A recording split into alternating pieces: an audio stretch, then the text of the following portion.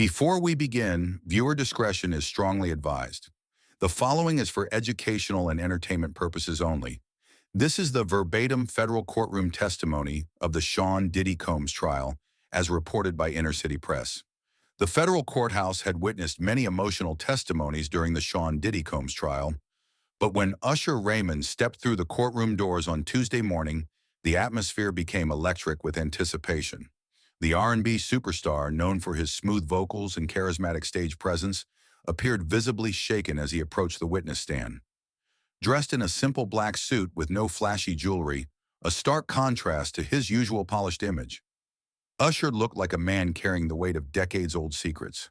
His hands trembled slightly as he was sworn in, and when asked to state his name for the record, his voice cracked with emotion. "Usher Terry Raymond III," he said quietly, then cleared his throat and repeated it more clearly. Prosecutor Maria Santos approached with evident care, understanding the gravity of what they were about to explore. "Mr. Raymond, thank you for your courage in appearing here today. Could you please tell the court about your relationship with Sean Combs?" Usher took a shuddering breath, his eyes already glistening with unshed tears. "Sean Combs, he was supposed to be my mentor, my savior. When I was 14 years old, he became my legal guardian, and I moved into his house in Scarsdale, New York. Everyone told me how lucky I was that Puffy was going to make me a star. How did this living arrangement come about? I was discovered at a talent show when I was 13. L.A. Reid at LaFace Records signed me, but he felt I needed to understand the hip-hop culture better to cross over successfully. Sean offered to take me under his wing to teach me how to be a man in the music business." Usher's voice grew bitter. "My mother thought it was a blessing. We all did. Oh. What was it like living in Mr. Combs' household at age 14? Usher closed his eyes for a moment, as if trying to summon the strength to continue. "At first, it seemed like a dream. The mansion, the cars, the celebrities coming and going. Sean told me I was part of his family now that he was going to teach me things they don't teach in school." "What kind of things did he teach you?" That's when my voice truly broke, and tears began flowing freely. "He said he was teaching me about manhood and the real music business. But what he was really doing was grooming me, isolating me from my family, and normalizing behaviors that a 14-year-old should never be exposed to." "Can you be more specific about these behaviors?" Usher wiped his eyes with a tissue, struggling to compose himself. "There were parties at the house that started normal, but would evolve into something else entirely after midnight. Sean would send me to my room initially, but as weeks went by, he started allowing me to observe what he called adult business meetings." "What did you observe during these meetings?"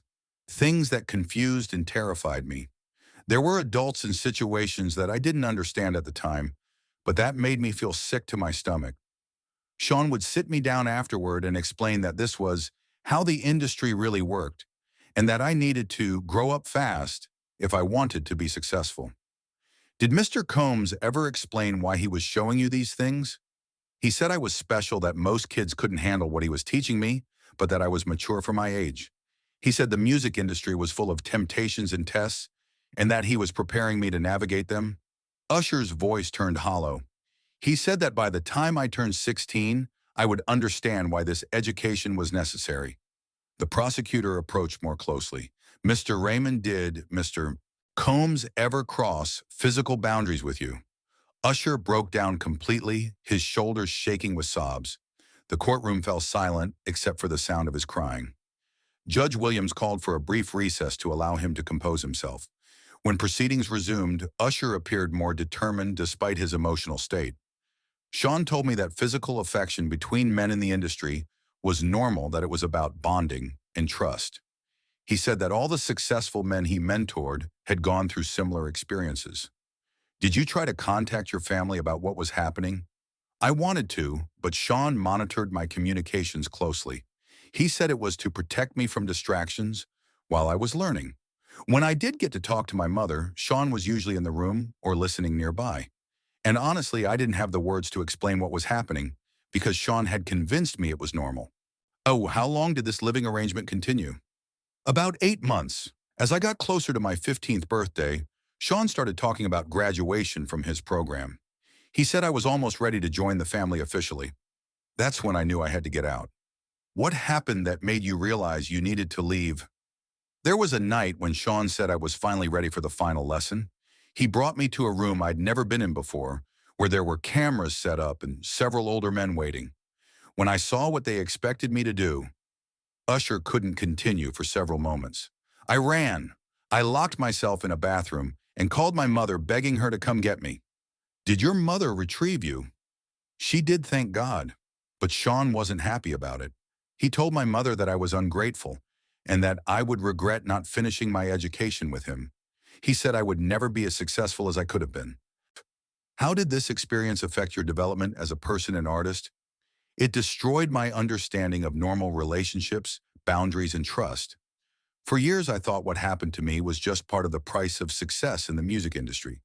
It affected my relationships with friends, romantic partners, and even my own children because I couldn't distinguish between appropriate mentor relationships and predatory behavior. Mr. Raymond, why are you sharing this now? Usher looked directly at the jury through his tears. Because I've spent 25 years trying to convince myself that what Sean did to me was mentorship, not abuse. When I heard the testimony from other victims, especially the younger ones, I realized that my silence was enabling him to continue hurting children. I can't live with that anymore.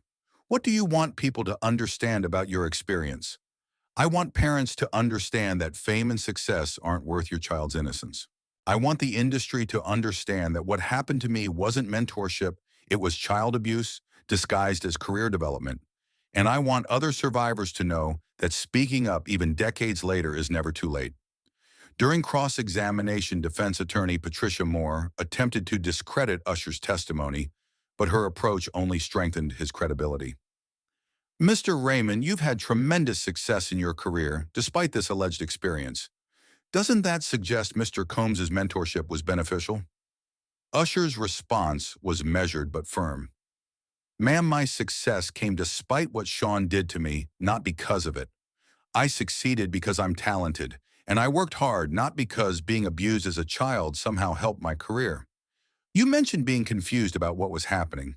Isn't it possible that your adult interpretation of these events is different from what actually occurred? Some things you never forget, regardless of how young you were. The fear, the confusion, the feeling that something was fundamentally wrong, those feelings don't lie even when adults tell you they're normal. As Usher prepared to step down from the witness stand, he asked if he could make a statement to other potential victims. Judge Williams granted permission. To any young person who has been in a situation like mine, it wasn't your fault. The adults who should have protected you failed. You don't owe anyone your silence to protect their reputation. And to the parents and industry professionals, if something feels wrong about how an adult is treating a child, trust that instinct. Don't let success and opportunity blind you to obvious red flags. He looked directly at Diddy for the first time during his testimony. Sean, you stole my childhood and my innocence. You made me believe that abuse was education and that exploitation was love. But I survived, I healed, and now everyone knows what you really are. As Usher left the courtroom supported by his legal team, the impact of his testimony was immediate. Within hours, 2 major talent agencies announced new protocols for protecting minor clients, and several child advocacy organizations called for industry-wide reforms.